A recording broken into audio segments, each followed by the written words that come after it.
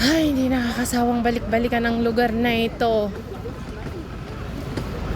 So, pag pumunta tayo dito sa loob, guys, parang ano din siya,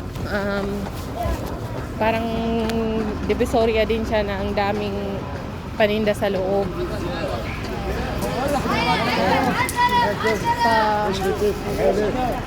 Sa ano pa lang, bungad pa lang, ayan. Marami ng mga paninda sa Samut-Sari.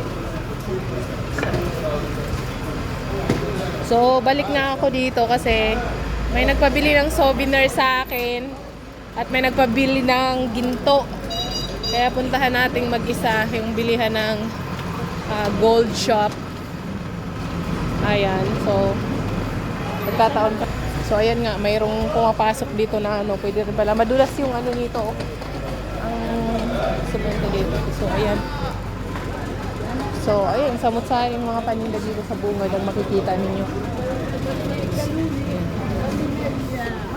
Ito yung sa pagpasok mo pa lang. So karamihan din dito ng mga nagtitinda ay Muslim. Mga Muslim. Tapos ayun yung katabing sa kabilang side ay na yan sa Muslim na yan eh. Teritoryo ng Muslim yan. Sa kabila ay teritoryo ng Christian. Parang merong bakat sa kalangitan na.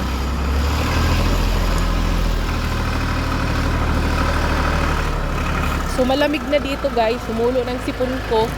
Pero doon sa amin, hindi pa gano'n malamig, pero dito sobrang lamig. So ang ingay ng sasakyan, kaya kailangan natin mauna. Ayan. So pinapapasok pa kasi. Ayan, napakadami ng paninda. So ayan. So for the first time kong na-experience na pumunta dito na mag-isa. Kasi gusto ko kasing yung payapa yung buhay kung maglibot-libot na mag-isa lang. So, ayan. So, hindi ko alam kung asan ba yung binilhan namin dati ng ginto dito. Kasi nga, pag may kasama ako, sabi nga kasi bawal magkaliwa. Try natin muna sa kaliwa. Palagi daw dapat kanan. Pwede tayo sa kaliwa.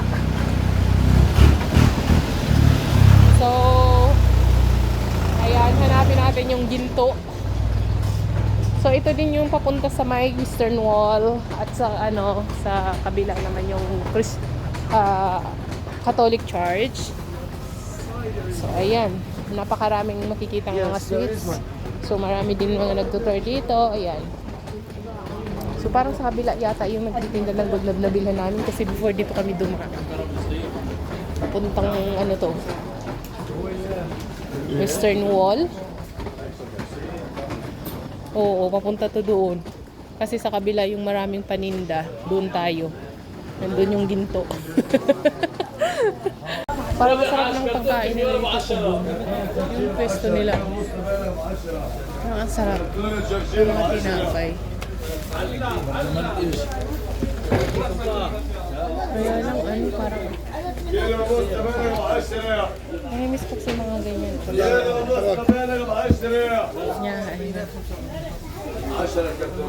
Ayan, nagbili tayo ng isa. Tara, tayo sa loob.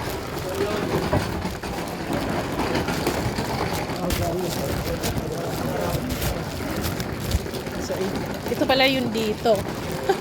Sa kabila. Wow, may nagusto na akong jacket. Ayan, ang ganda.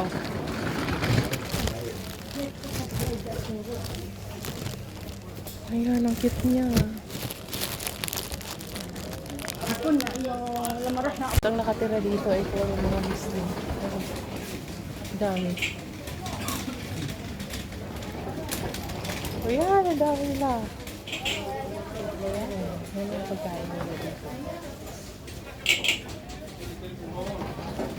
So dito mabibili mo samot-saring mga at saka dito mga alahas.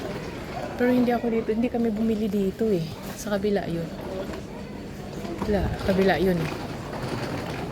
Ayan. Ayun sa kabila. So halos lahat ng paninda dito. At saka masarap mamili ng mga pasalubong, mga souvenir dito. So, ayun, kita ko na si Mang Tomas. So, ito yung magaganda. Ano, ito. Magaganda, oh. Ayan. So, hindi natin kaya bilhin yan. Tingin lang tayo.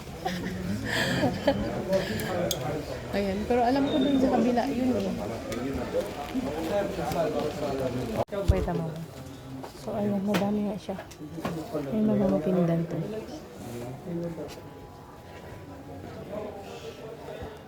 Ang tao sa kamahal. 21.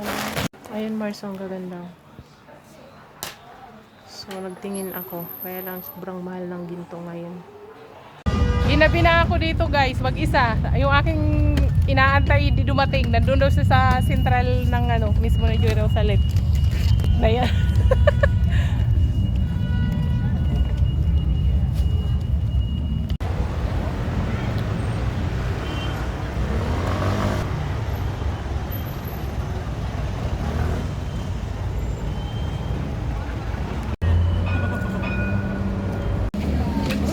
Dito na nga ako at aking imimit yung aking kadate kung asaan siya. Asa na siya?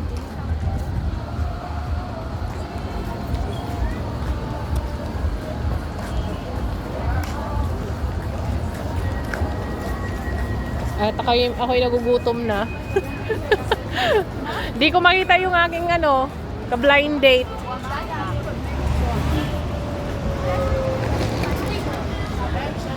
Yung ka-callmate ko, nasa tapat na niya ako, hindi pa rin niya ako nakikita.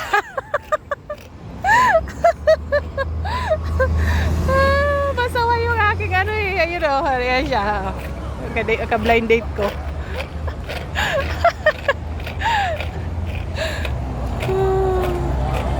Nabutan kami ng gabi. Nagutom ang lola nyo, guys, kaya ayan, kakain. Ayun o. Kaya lang wala tayong walang for cash. Tawa ng tawa kasama ko kasi yung sa picture iba kasi.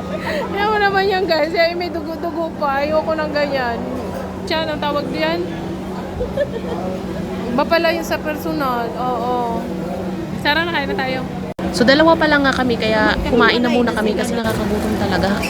Eh may mga kasamahan pa kami na hindi pa dumating kaya sabi ko kain muna baka mamaya bumigay na yung tiyan ko. Yan lang nga ang kinain namin kasi ang pupuntahan din namin ay kainan.